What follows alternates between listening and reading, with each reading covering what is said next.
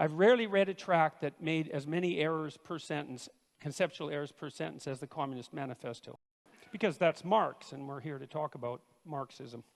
So I'm going to outline 10 of the fundamental axioms of the Communist Manifesto. And so these are truths that are basically held as self-evident by the authors. And they're truths that are presented in some sense as unquestioned. And I'm going to question them and tell you why I think they're unreliable. Here's proposition number 1. History is to be viewed primarily as an economic class struggle. This ancient problem of hierarchical structure is clearly not attributable to capitalism because it existed long in human history before capitalism existed, and then it predated human history itself. So the question then arises, why would you necessarily, at least implicitly, link the class struggle with capitalism, given that it's a far deeper problem?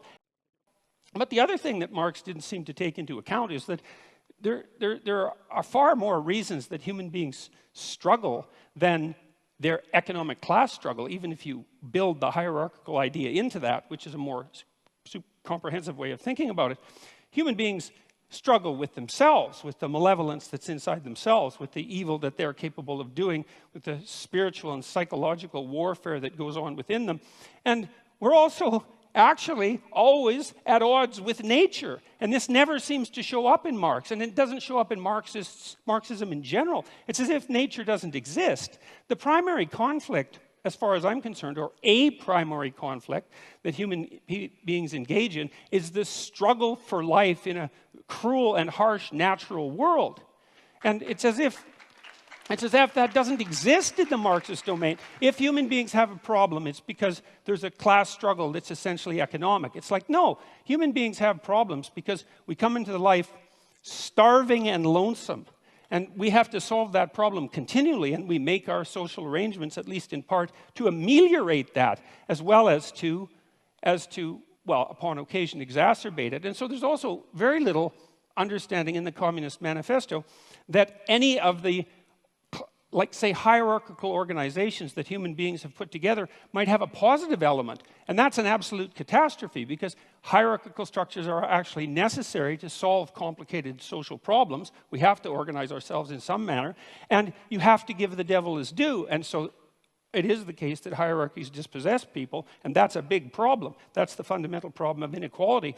But it's also the case that hierarchies happen to be a very efficient way of distributing resources. And it's finally the case that human hierarchies are not fundamentally predicated on power. And I would say the biological, anthropological data on that are crystal clear. You don't rise to a position of authority that's reliable in a human society primarily by exploiting other people. It's a very unstable means of obtaining power. So that's a problem. Well, the people that laugh might do it that way.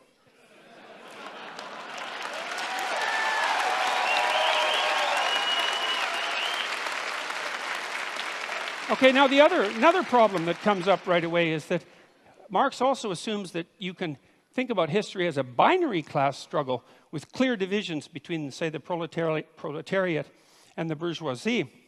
And that's actually a problem, because it's not so easy to make a firm division between who's exploiter and who's exploitee, let's say, because it's not obvious, like in the case of small shareholders, let's say, whether or not they happen to be part of the oppressed or part of the oppressor. This actually turned out to be a big problem in the Russian Revolution. And by big problem, I mean tremendously big problem. Because it turned out that you could fragment people into multiple identities, and that's a fairly easy thing to do. And you could usually find some axis along which they were part of the oppressor class. It might have been a consequence of their education, or it might have been a consequence of the wealth that they strived to accumulate during their life, or it might have been a consequence of the fact that they had parents or grandparents who were educated or rich, or that they were a member of the priesthood, or that they were socialists, or anyways, the listing of how it was possible for you to be bourgeois instead of proletariat grew immensely, and that was one of the reasons that the Red Terror claimed all the victims that it claimed. And so that was a huge problem. It was probably most exemplified by the demolition of the kulaks, who were basically peasant farmers, although effective ones in the Soviet Union, who had managed to raise themselves out of serfdom over a period of about 40 years and to gather some degree of material security about them. And about 1.8 million of them were exiled. About 400,000 were killed, and the net consequence of that removal of their private property because of their bourgeois status was arguably the death of 6 million Ukrainians in the famines of the 1930s. And so the binary class struggle idea, that was a bad idea. That was a very, very bad idea.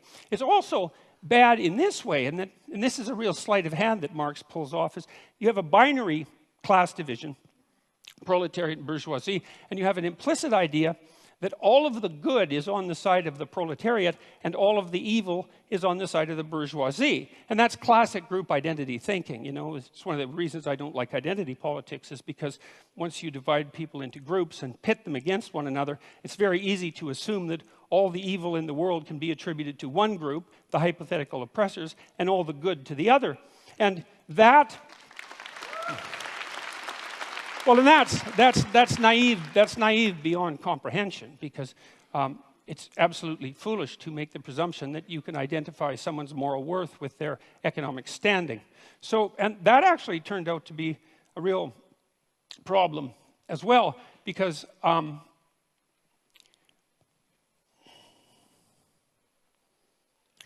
Marx also came up with this idea, which is a crazy idea as far as I can tell, of the, that's a technical term, crazy idea, of the dictatorship of the proletariat. And that's the next idea that I really stumbled across. It was like, okay, so what's the problem? Well, the problem is the capitalists own everything. They own all the means of production. And they're oppressing everyone. And that would be all the workers. And there's going to be a race to the bottom of wages for the workers as the capitalists strive to extract more and more value from the labor of the proletariat by competing with other capitalists to drive wages downward, which, by the way, didn't happen, partly because wage earners can become scarce, and that actually drives the market value upward. But the fact that you assume a priori that all the evil can be attributed to the capitalists and all the good, the bourgeoisie, and all the good could be attributed to the proletariat meant that you could hypothesized that a dictatorship of the proletariat could come about, and that was the first stage in the communist revolution. And remember, this is a call for revolution, and not just revolution, but bloody, violent revolution, and the overthrowing of all existent social structures.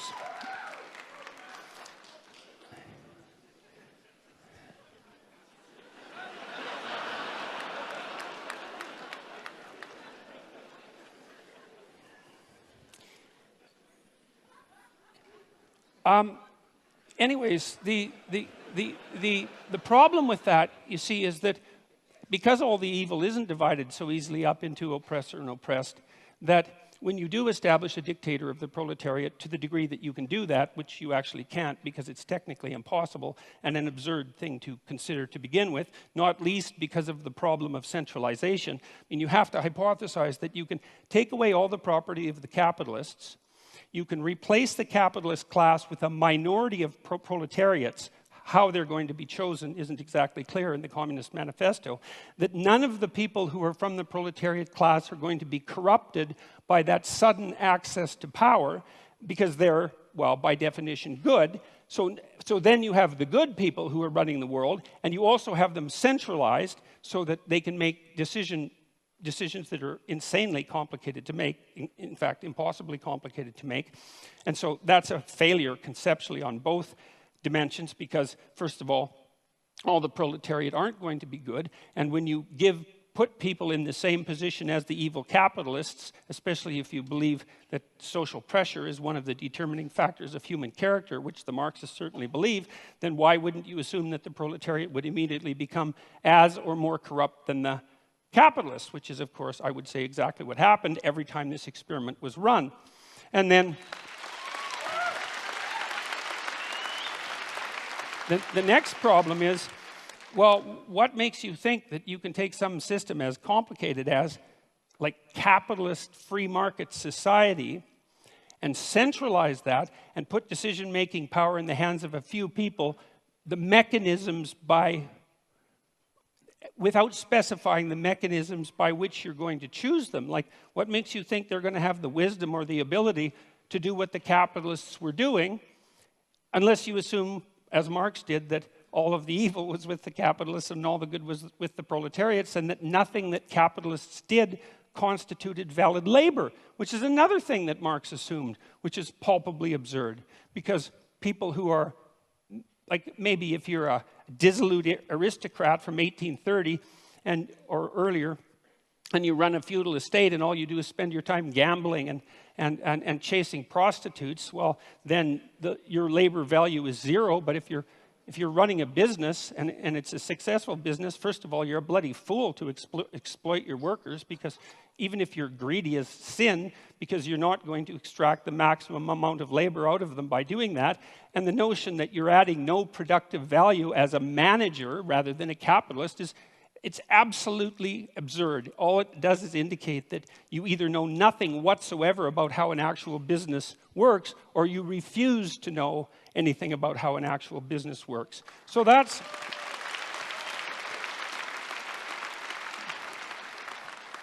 also a big problem. So then the next problem is the criticism of profit. It's like, well, what's wrong with profit exactly? What's the problem with profit? Well, the idea from the Marxist perspective was that profit was theft. But profit, well, can be theft because crooked people can run companies, and so sometimes profit is theft, but that certainly doesn't mean that it's always theft. What it means, in part at least, if the capitalist is adding value to the corporation, then there's some utility and some fairness in him or her extracting the value of their abstract labor, their thought, their abstract abilities, their ability to manage the company, and to engage in proper competition and product development and efficiency and the proper treatment of the workers and all of that. And then if they can create a profit, well, then they have a little bit of security for times that aren't so good, and that seems absolutely bloody necessary as far as I'm concerned. And then the next thing is, well, how can you grow if you don't have a profit? And if you have an enterprise that's valuable and worthwhile, and some enterprises are valuable and worthwhile, then it seems to me that a little bit of profit to help you grow seems to be the right approach. And then the other issue with profit, and you know this if you've ever run a business, is it's a really useful constraint. Like, it's not enough to have a good idea. It's not enough to have a good idea and a sales and marketing plan and then to implement that and all of that. That's bloody difficult. Like, it's not easy to have a good idea. And it's not easy to come up with a good sales and marketing plan. And it's not easy to find customers and satisfy them. And so if you allow profit to constitute a limitation on what it is that you might reasonably attempt, it provides a good constraint on wasted labor. And so most of the things that I've done in my life, even psychologically, that were designed to help people's psychological health, I tried to run on a for-profit basis. And the reason for what that was, apart from the fact that I'm not averse to making a profit, partly so my enterprises can grow, but was also so that there were forms of stupidity that I couldn't engage in because I would be punished by the market enough to eradicate the enterprise. And so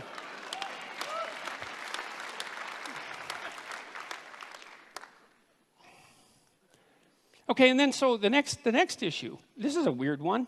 So Marx and Engels also assume that this dictatorship of the proletariat, which involves absurd centralization, the overwhelming probability of corruption, and impossible computation, as the proletariat now try to rationally compute the manner in which an entire market economy could run, which cannot be done because it's far too complicated for anybody to think through.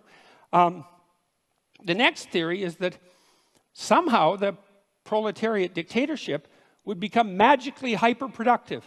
And there's actually no theory at all about how that's going to happen.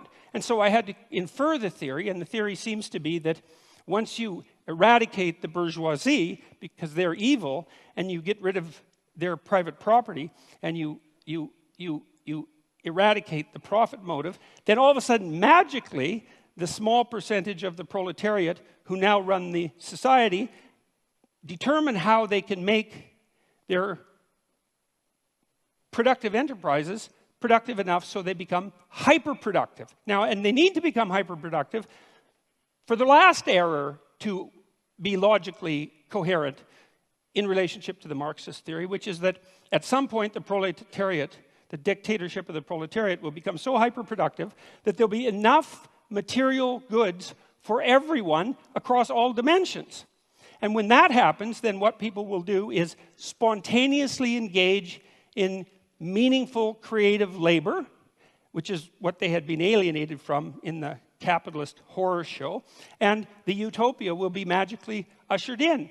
But there's no indication about how that hyperproductivity is going to come about, and there's also no understanding that, well, that isn't the utopia that is going to suit everyone, because there are great differences between people. And some people are going to find what they want in love, and some are going to find it in social being, and some are going to find it in conflict and competition, and some are going to find it in creativity, as Marx pointed out. But the notion that will necessarily be the end goal for the utopian state is preposterous. And then there's the Dostoevskian observation too, which is one not to be taken lightly, which is, well, what sort of shallow conception of people do you have that makes you think that if you gave people enough bread and cake, in the Dostoevskian terms, and nothing to do with except to busy themselves with the continuity of the species, that they would all of a sudden become peaceful and heavenly? Dostoevsky's idea was that, you know, we were built for trouble. And if we were ever handed everything we needed on a silver platter, the first thing we would do is engage in some form of creative destruction, just so something unexpected could happen, just so we could have the adventure of our lives. And I think there's something to be said for that.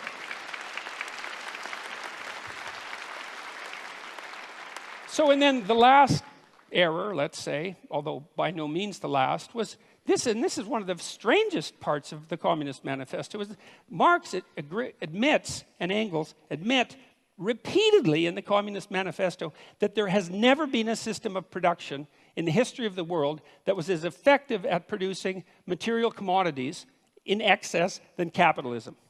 Like that's extensively documented in the Communist Manifesto. And so if your proposition is, look, we got to get as much material security for everyone as possible, as fast as we can, and capitalism already seems to be doing that at a rate that's unparalleled in human history, wouldn't the logical thing be just to let the damn system play itself out? I mean, unless you're assuming that the evil capitalists are just going to take all of the flat screen televisions and put them in one big room and not let anyone else have one.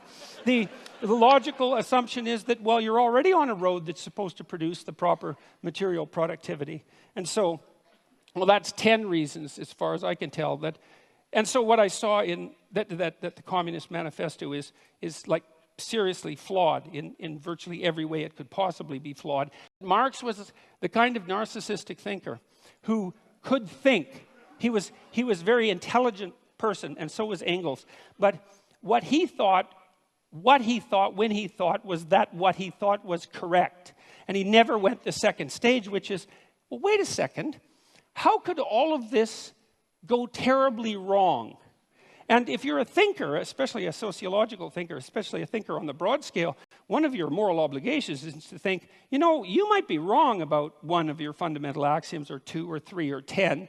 And as a consequence, you have the moral obligation to walk through the damn system and think, well, what if I'm completely wrong here and things invert and go exactly the wrong way? And like, I just can't understand how anybody could come up with an idea like the dictatorship of the proletariat, especially after advocating its implementation with violent means, which is a direct part of the Communist Manifesto, and actually think, if they were thinking, if they knew anything about human beings and the proclivity for malevolence that's part and parcel of the individual human being, that could do anything but lead to a special form of hell, which is precisely what did happen.